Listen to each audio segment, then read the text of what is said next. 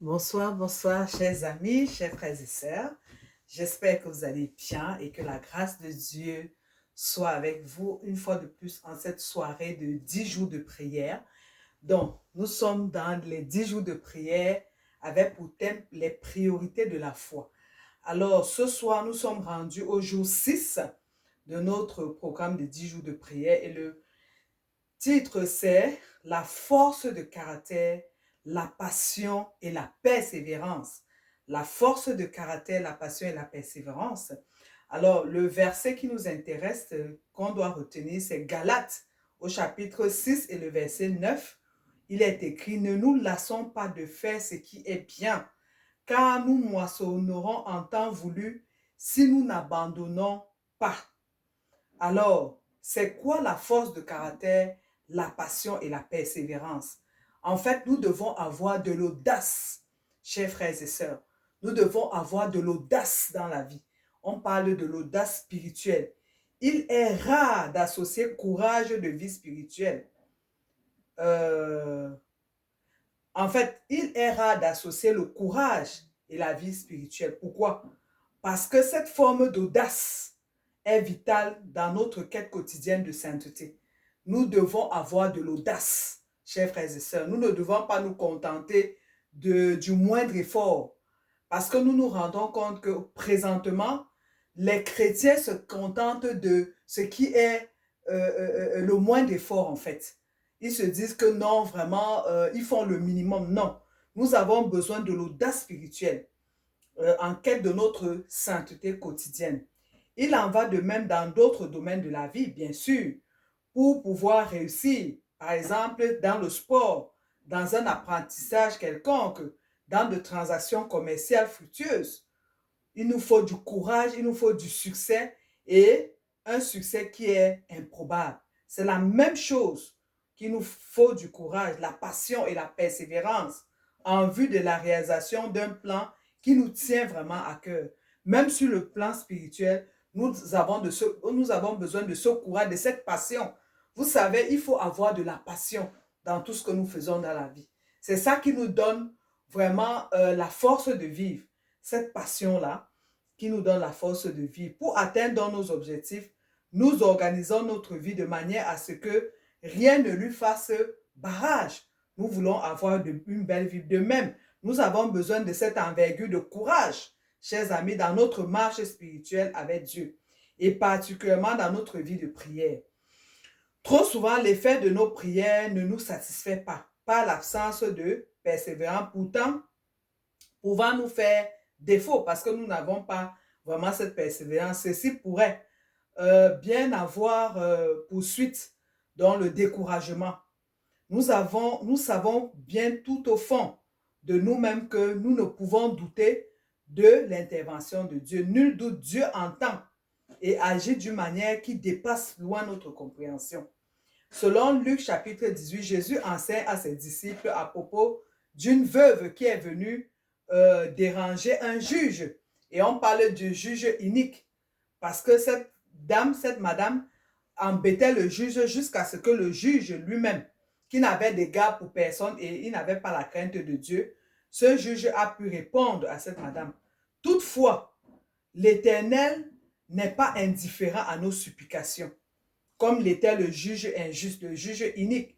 Le Seigneur est désireux de nous venir en aide, chers amis, chers peuples de Dieu, chers frères et sœurs, bien plus que nous ne pouvons le comprendre.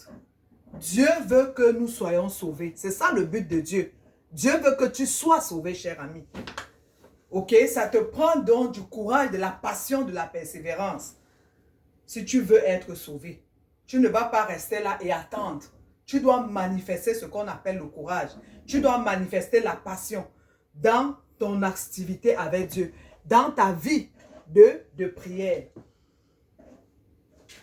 Partout où les géants de nos préoccupations pourraient bien imposer leurs lois, sachons nous entourer de frères et sœurs en la foi, prenant le temps de se tourner ensemble envers Dieu. Donc nous devons prier ensemble. Nous ne devons pas seulement prier seuls. Nous devons avoir des compagnons de prière, des frères et sœurs. Il y a des gens qui ont plus de dons que d'autres. Nous devons nous entourer. Dieu nous appelle donc à une église plus attentive, plus accueillante, plus solidaire, plus disponible.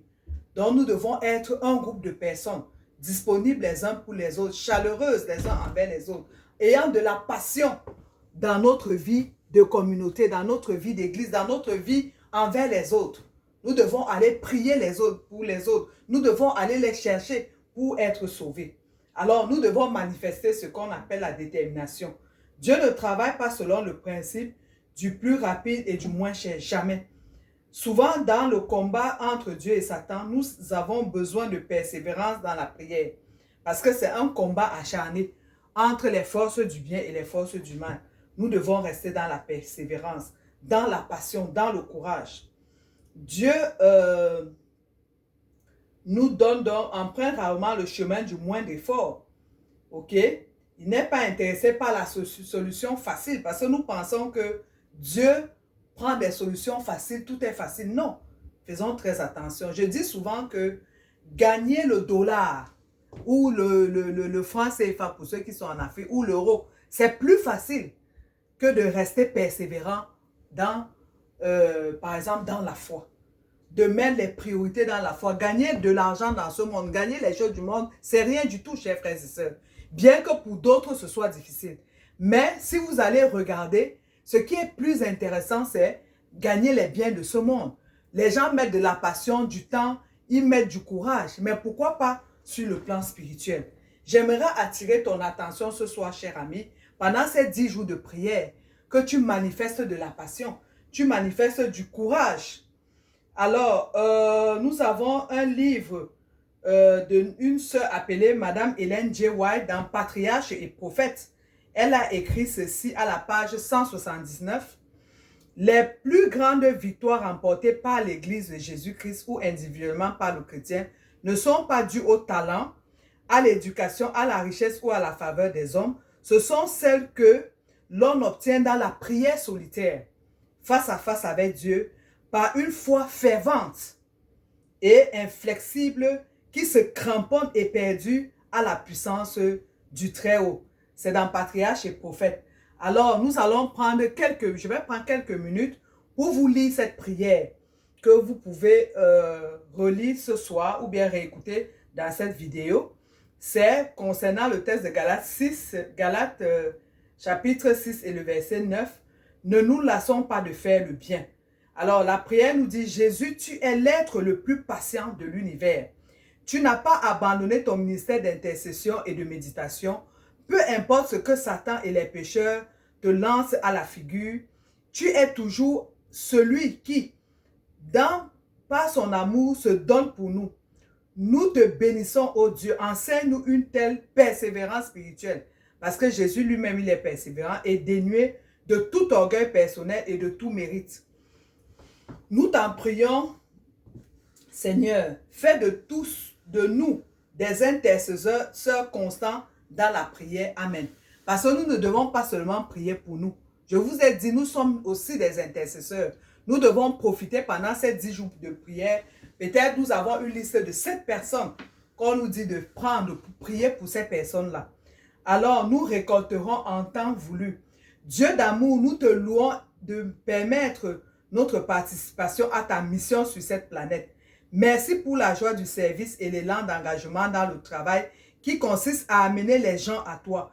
Parfois, le découragement nous pousse à abandonner, mais nous te prions de nous donner la persévérance et le courage spirituel nécessaire, car seule ta puissance nous permettra d'accomplir la tâche à laquelle tu nous as appelés. Bénis-nous et permets que les fruits de ce ministère mûrissent pour la gloire de ton Saint-Nom. Amen. Que l'Éternel vous bénisse. I love you all and see you tomorrow. Bye bye.